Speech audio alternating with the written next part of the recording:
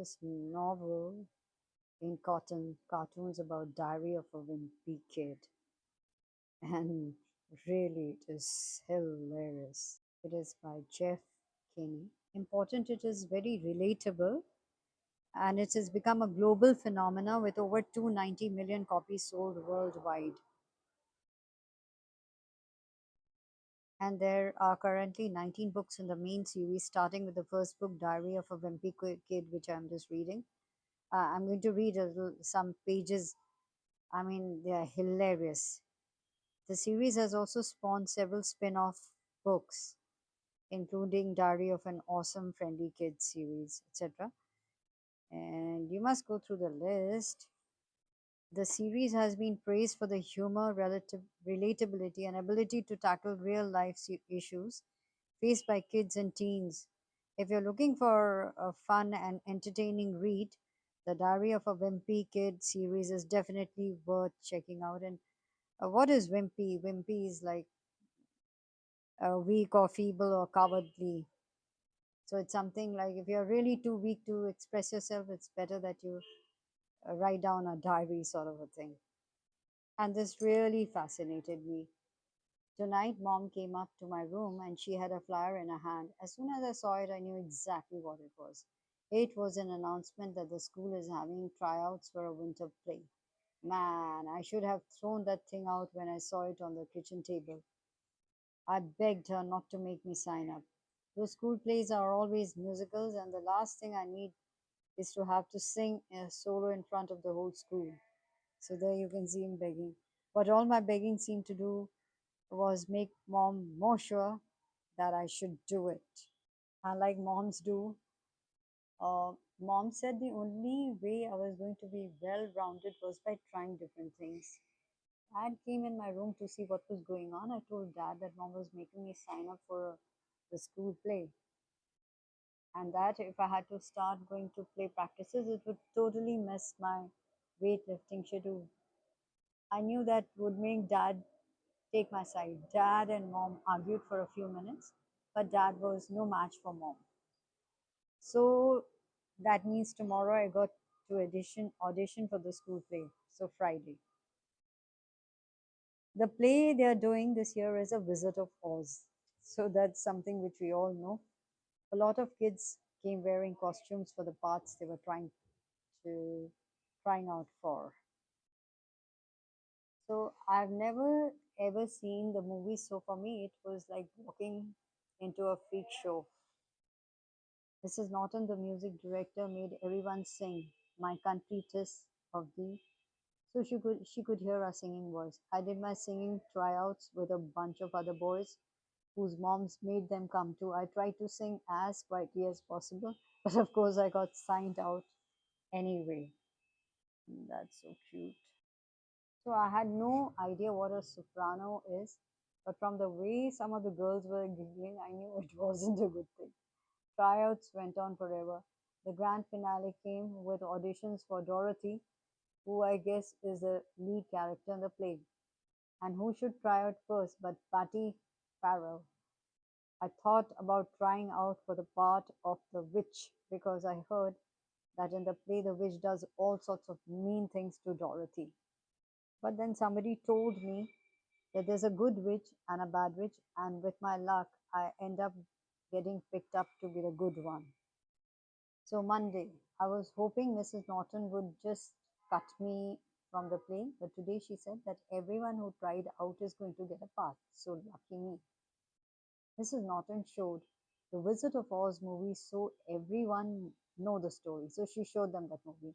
I was trying to figure out what part I should play, but pretty much every character has to sing or dance at one point or another. But about halfway through the movie, I figured out what part I wanted to sign up. I'm going to sign up to be a tree because one, they don't have to sing, and two, they get to bean Dorothy with apples. Now, getting to pick Patty Farrell with apples in front of a live audience would be my dream come true. I may actually have to thank mom for making me do this play once it's all over. After the movie ended, I signed up to be a tree. Unfortunately, a bunch of other guys had the same idea as me. So I guess there are a lot of guys who have a bone to pick with Patty Farrell. Wednesday. Well, like mom always says, be careful what you wish for. I got picked up to be a tree, but I don't know if that's such a good thing. The tree costumes don't exactly have armholes, so I guess that rules out my apple throwing. So I should probably feel that lucky that I got a speaking part at all. They had too many kids trying out and not enough roles, so they had to start making up characters. Rodney James tried out to be the Tin Man, but he got stuck with being the shrub. Friday. Remember how I said I was lucky to get a speaking part? Well, today I found out I only have one line in the whole play, and I say it when Dorothy picks an apple off my branch. Ouch! But she plucks it. That means I have to go to the 2 hour practice every day just so I can say one stupid word. I'm starting to think Rodney James got a better deal as a shrub. I found a way to sneak a video game into his he found a way to sneak a video game into his costume, and I bet that really makes the time go by. So he's playing beep beep beep. And so now I'm trying to think of ways to get Mrs. Norton to kick me out of the play. But when you only have one word to say, it's really hard to mess up your lines. Ouch. Anyways, Thursday, December. The play is only a couple of days away, and I have no idea how we're going to pull this thing off. First of all, nobody has bothered to learn their lines, and that's all Mrs. Norton's fault. During rehearsal, Mrs. Norton whispers everyone's lines to them from the side of the stage. So I wonder how it's going to get next Tuesday when Mrs. Norton is sitting at a piano 30 feet away. Another thing that's screwing everything up is that Mrs. Norton keeps adding new scenes and new characters. Yesterday, she brought in this first grader to play Dorothy's dog, Toto. But today, the kid's mom came in and said she wanted a child to walk around on 2 legs because crawling around on all fours would be too degrading.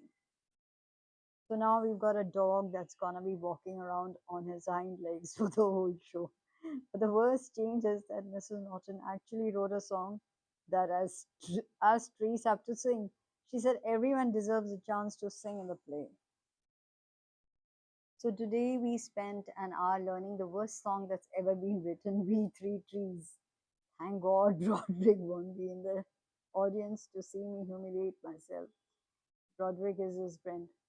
Mrs. Norton said the play is going to be a semi formal occasion, and I know there's no way Roderick is going to wear a tie for a middle school play, but today wasn't all bad.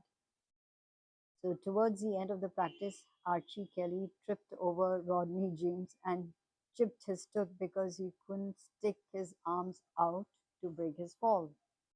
So, there you can see that picture. So the good news is they are letting us trees carve out armholes for the performance Tuesday. Tonight was a big school production of The Wizard of Oz. The first sign that things were not going to go well happened before the play even started. I was speaking through the curtain to check out how many people showed. I was speaking through the curtain to check out how many people showed up to see the play. And guess who was standing right up front? My brother Roderick wearing a clip on tie. He must have found out I was singing and he couldn't resist the chance to see me embarrass myself. The play was supposed to start at 8, but it got delayed because Rodney James had stage fright. You'd figure that someone whose job it was to sit on the stage and do nothing could just suck it up for one performance. But Rodney wouldn't budge, and eventually his mom had to carry him off. Now, the play finally got started around 8:30. Nobody could remember their lines, just like I predicted, but Mrs. Norton kept things moving along with her piano. Now, the kid who played Toto brought a stool and a pile of comic books on the stage, and that totally ruined the whole dog effect. When it was time for the forest scene, me and the other trees hopped into our positions. The curtain rose, and when they did, I heard Manny's, that is his little brother's voice. Bubby, used to call him Bubby and used to hate that name. Great. I've been able to keep that nickname quiet for 5 years, and now all of a sudden the whole town knew it. I could feel about 300 pairs of eyeballs pointed my way. So I did some quick ad libbing, and I was able to deflect the embarrassment over to Archie Kelly. I think you dropped an apple, Bubby. But the major embarrassment was still the way on the way. When I heard Mrs. Norton playing the first few bars of the We Three Trees, I felt my stomach jump. I looked out at the audience and I noticed Roderick was holding a video camera.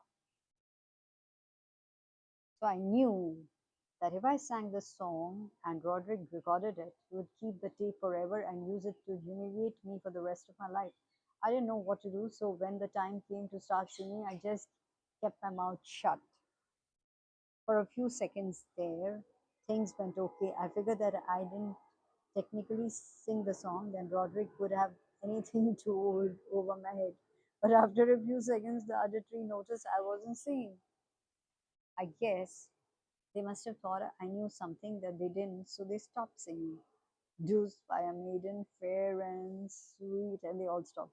Now, the three of us just standing there, not saying a word. Mrs. Norton must have thought we forgot the words of the song because she came over to the side of the stage and whispered the rest of the lyrics to us. So it's so funny, I can't even tell you.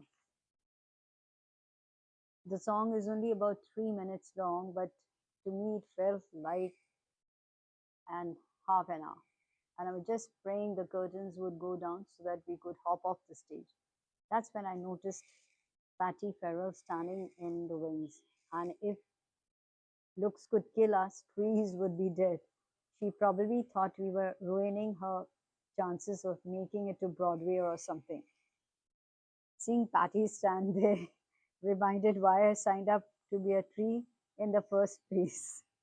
So he threw an apple. Pretty soon, the rest of the trees started throwing apples too. I think Toto even got in on the act. Somebody knocked the glasses off at Patty's head, and one of the lenses broke. Mrs. Norton had to shut down the play after that because Patty can't see 2 feet in front of her without her glasses. After the play was over, our family went home together. Mom had bought a bouquet of flowers, and I guess they were supposed to be for me, but she ended up tossing them in the trash can on the way out, though. Uh, I just hope that everyone who came to see the play was as entertained as I was. So that was the Wizard of Oz. So I mean, it is hilarious. Whatever part you read, it is. So he ended up like, well, if one good thing came out of the play, it's that I don't have to worry about the Bubby nickname anymore. He didn't want anyone to know that he was called Bubby at home and I saw Archie Kelly getting hassled in the hallway after fifth period today, so it looks like I can finally start to breathe a little easier because now they call him Bubby. So that's it. It's a real entertainer. Just I guess at that age we are all wimpy at one stage. Some of us at least cowardly or feeble, and we don't like to express ourselves. We got so many misgivings about us, so many doubts about ourselves. Just read this book. It's really, really entertaining, and you can. There are other series that you must go through.